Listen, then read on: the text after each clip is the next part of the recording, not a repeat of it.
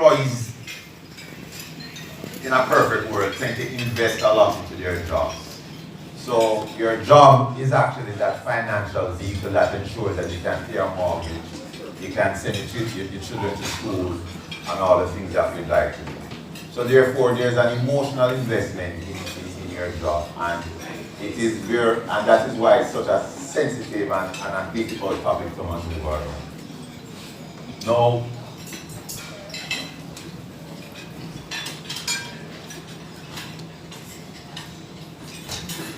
alright, give me a second. Okay, there it is. The relevant legislation that deals with it is the Employment Act, but the long version is the Employment Termination Redundancy Payments Act. But for now, we just call it the ETRP, or the Employment Act. And that legislation, what it does, is that it provides a mechanism for redundancy pay, where a termination takes place as a result of certain events. Those events are usually called events of redundancy.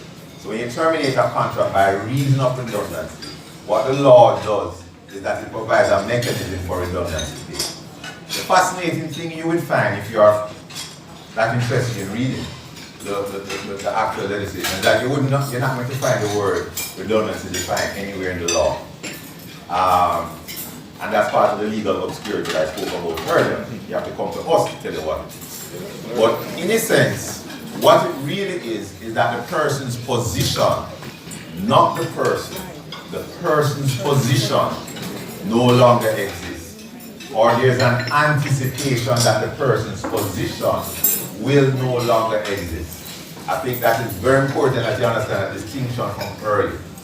It is the position and not the person who is made redundant. You do not make people redundant. That's illegal. You can go to prison for it. But you make positions redundant. Alright? Alright, now when you hear redundancy, what persons really are alluding to is what is called redundancy pay. Nobody not interested in the pretty legal definition, they just want money.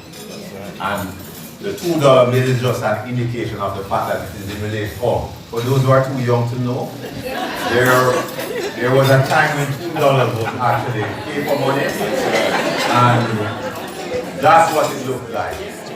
Alright? Most of you in this group probably have never seen it before, but that's pretty much what it looks like. Alright? Now, the only reason why I use the $2 bill, I know we'll take a time to look at it. The only reason why I use the $2 bill is not because I'm suggesting that that is what it will amount to, but I'm just using it to indicate that what we're talking about really is money. So,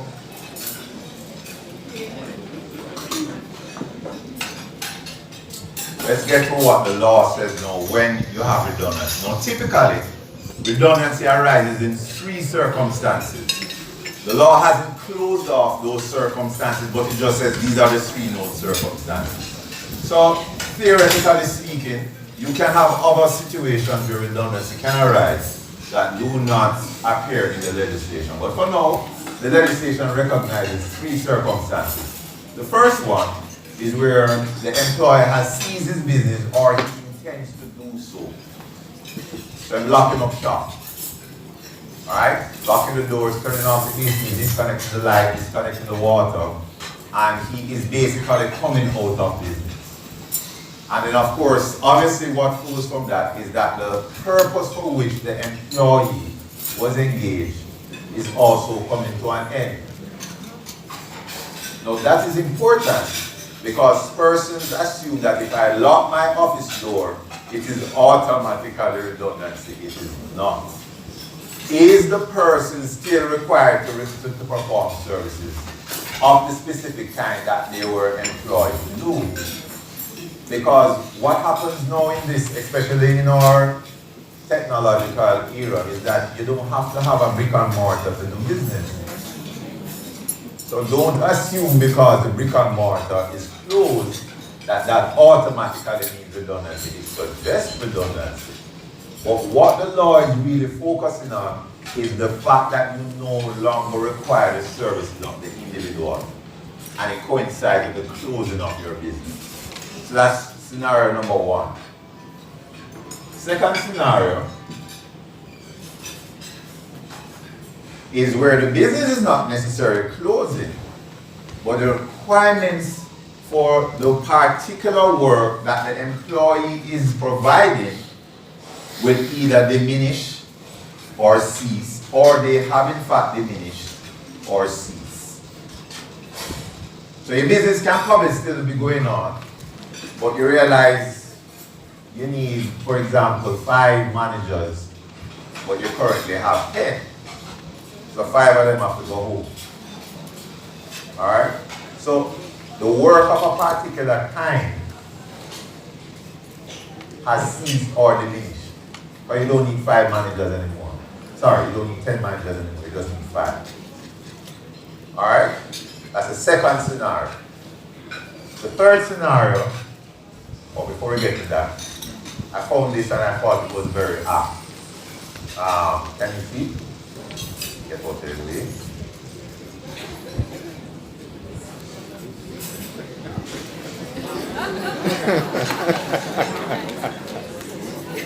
Alright, so basically that is what redundancy is. In a humorous way. You can do whatever you want. Wherever you want. Just not here anymore. Essentially. Alright?